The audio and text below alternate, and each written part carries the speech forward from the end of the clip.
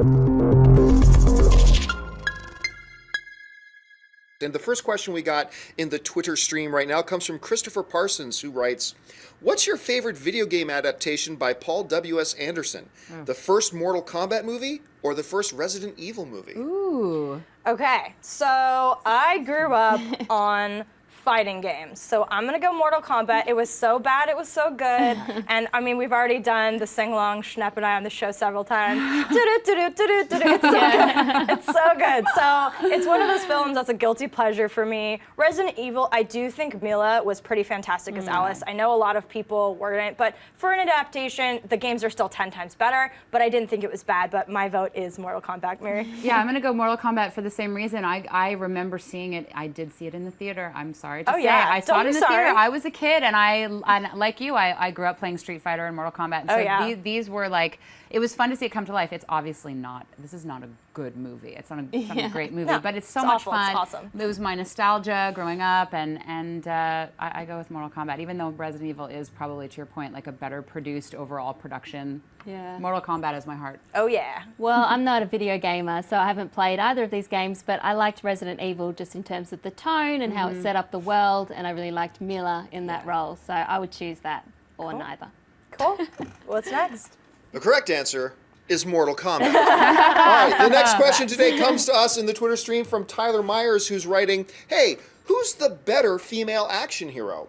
Ellen Ripley or Sarah Connor?" Ooh. That's a great versus question. That's a great versus that is topic. great. Really hard. Dear God. That is a really hard question. Tough. Which Sarah Connor? I mean, we just had this versus, and I've got to say that, I mean, Linda Hamilton as Sarah Connor would probably take my vote because T2, as I've said, is in my top 5 favorite films of all time. Yeah. It's perfection, and she was just like the epitome. I mean, that's pretty much when it started changing in film. Like, sure, we still see a lot of over-sexualized women in it and who are just like the damsel in distress, but she was badass and demanded full attention, pipes, and just those guns. Yeah. She was great, but That's what I meant. Sigourney Pipes. is pipes, guns, all the whatever. same. But Sigourney is so iconic in that as well, and I was hoping that they would get both in the female Expendables movie because you kind of have to have them. That would be awesome. It makes no sense to me. So because of my love for T2 specifically, I would go that route. But I mean, Sigourney and Aliens is pretty incredible too. Really so. tough. I mean, I would These choose. are good questions it's there, great John. question.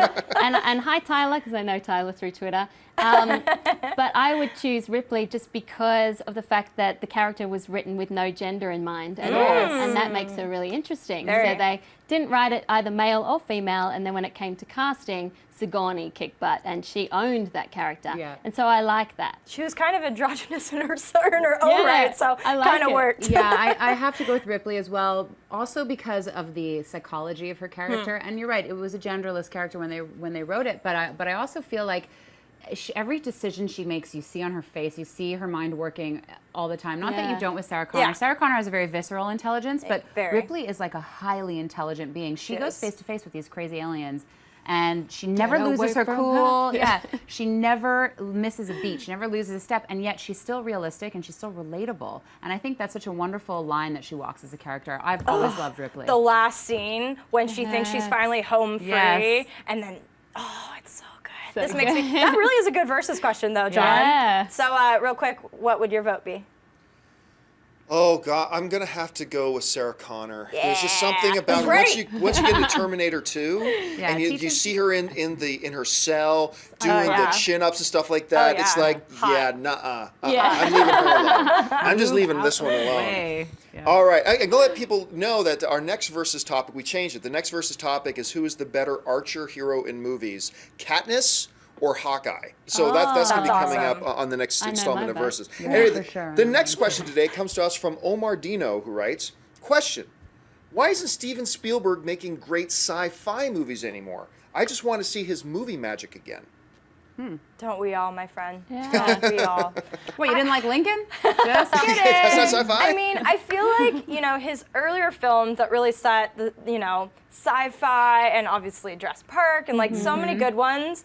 But I feel like he went through a period where he really wanted to touch period pieces with Lincoln, with Warhorse, with all that. And that was very anchored to a different audience and, well, probably the same audience in his mind.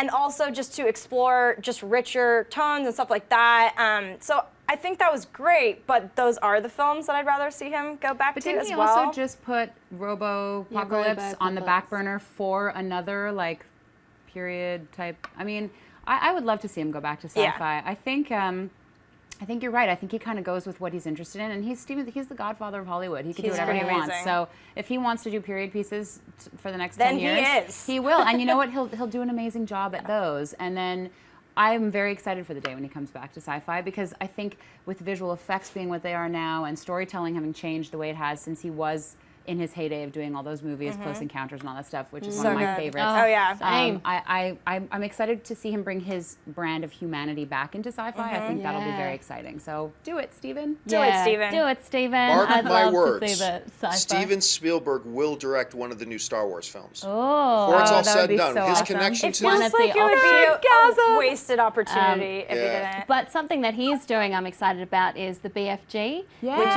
is based on a Roald Dahl book. And I think he'll be able to bring that childhood magic that he brought to E.T. to that property. I hope I'm so. excited. Yeah, that book. I would love to see that. Do we have time for one more? We have time for one more. This is a really interesting one, actually. This is a kind of thinker question from Jan Carl Riddler, who writes, what do you think of the idea that Doctor Strange was the doctor who removed the bomb parts of Tony's body at the end of Iron Man 3? Ooh. That is interesting. That is very interesting. Yeah, I mean, it's a possibility. Yeah. I feel like any of these questions, though, it's always so up for grabs because the Marvel Universe is so big and they're doing such a very wonderful job of parsing everything out movie to movie. They've got phases. I mean, they're really planning this like a military attack. Yeah. So I feel like it's totally possible. Yeah. And it could also be 8 other villains. I feel like it could be anyone, but I do like that idea. It would make sense because they dropped his name in Cap, which is now free Stephen range. Strange is Doctor Strange. All of us were freaking out when that happened. So I do think that would make sense because, as we all know, Feige is freaking brilliant, and all of that had intention. Like they planned all of this with complete intention. So that would make a lot of sense to bring it on back. He's like the Napoleon of Hollywood, Feige. He's like, here's everything. my Waterloo. And they leave it so ambiguous too, Exactly. so that they can go anywhere and change their mind and mention characters here and there. I don't know a lot about Doctor Strange, but that sounds intriguing. Yeah. I like that idea. Yeah, I we like should it too. tell Feige. Hey everyone, if you liked this video, click that thumbs up button and make sure to subscribe to our AMC Movie News YouTube channel. It's free and helps you stay up to date with all the latest movie news, as well as our daily AMC movie talk show. Also, make sure that you follow us on Facebook and Twitter to stay up to date with all of our special promotions, contests, and prize giveaways.